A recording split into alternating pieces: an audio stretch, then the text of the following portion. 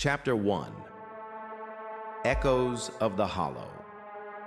Daniel Voss had seen his share of strange disappearances, but the file that landed on his desk this time was different. Not just eerie, but cursed. 3 adults had gone missing in less than 2 weeks near the perimeter of an abandoned town called Durnham Hollow, a mining settlement deserted since 1972 after a mysterious fire devoured half the population. Locals believed the place was haunted, the forest surrounding it alive with whispers. Daniel, hardened by years of dead-end cases, was the kind of man who didn't believe in ghosts. But when he arrived at Durnham Hollow, the first thing he noticed wasn't the town, it was the silence. It didn't feel like absence. It felt like a presence, heavy, breathing. The trees lining the old path leaned in unnaturally, and crows circled without ever cawing. As Daniel passed the rusted gates that still bore the blackened town sign, Durnham Hollow, population 1,374, the air grew cold. He set up his base in the only intact building left, a small 2-story house near the town square. Old records from the 1970s were still lying in drawers. On the kitchen wall, written in soot or something darker, were the words, "Don't look at her." That night, Daniel's sleep was ruptured by the sound of a door creaking open. The wind hadn't moved. His firearm rested at his side, untouched. He rose, flashlight in hand. The corridor outside his room pulsed with a dim red light that hadn't been there before. Following it, he found himself standing in front of a mirror covered in dust. But in the reflection, there was a woman standing behind him. He spun. Nothing. Back in the mirror, empty. He wiped the glass, and this time saw something carved into it backwards. The hollow keeps what it takes. Chapter 2. The Red Veil. The next morning, Daniel scoured the house for clues. Old Polaroids, burnt newspapers, and broken radios. Everything seemed frozen in time. But something gnawed at him, the soot-written warning. Who was her? Was she one of the missing? He ventured deeper into the town. The buildings leaned with time and heat damage, but it was the church at the far end of Main Street that stood eerily intact. Its steeple was cracked, yet the bell inside still gleamed.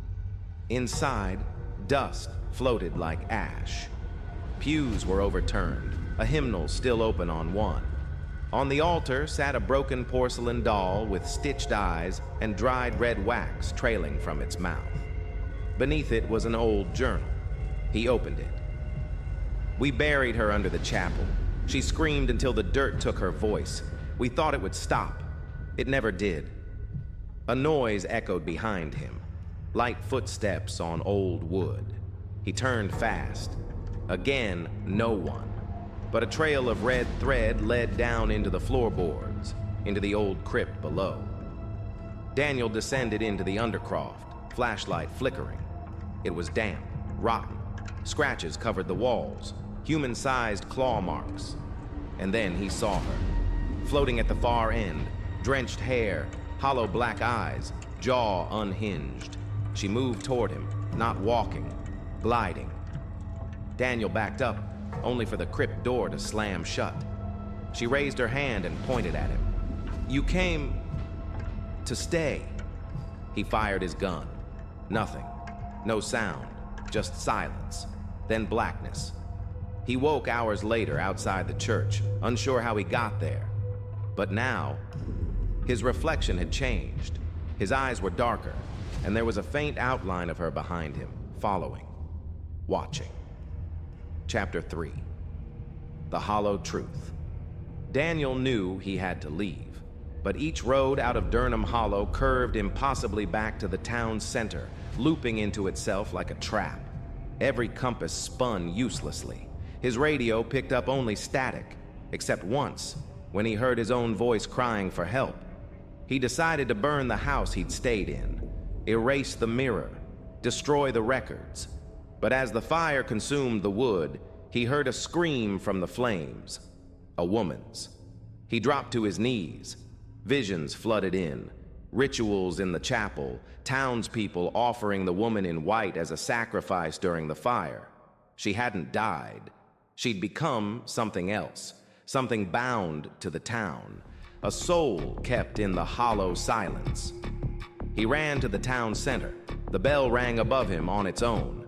A dense fog fell. Through it, figures began to appear, dozens of them. The missing, eyes hollow, mouths moving without sound. And she stood at the center, smiling now. You see now, the hollow keeps what it takes. And now, you belong to us. The fog swallowed him. When rescuers finally arrived weeks later, they found Daniel's car, his equipment, his notes. But no Daniel, just a photo on the chapel altar. Him, standing beside her, smiling,